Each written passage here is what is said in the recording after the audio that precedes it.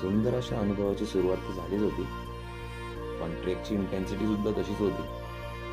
तुम्ही या माझ्या मित्रांच्या चेहऱ्याकडे बघू शकता. एवढ्यातच थकले होते ते आणि सुंदर असे दृश्य. त्या दरम्यान आम्हाला एक गांडूळ सापडला. त्याला गांडूळ नाही बोलू शकत, याला इंग्लिशमध्ये अर्थवर्म बोलतात आणि हिंदी मराठीमध्ये काय बोलतात तुम्ही कमेंट बॉक्समध्ये सांगा. Let's explore earthworm. Wanna see earthworm?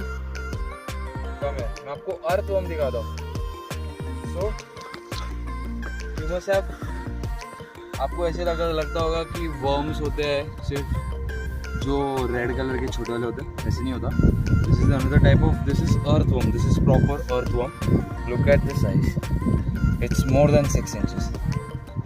See? और ये पूरे बहुत ज़्यादा डीप अंदर रहते हैं. ये बेचारा बाहर आ गया है, इसे चींटियाँ काट रही है.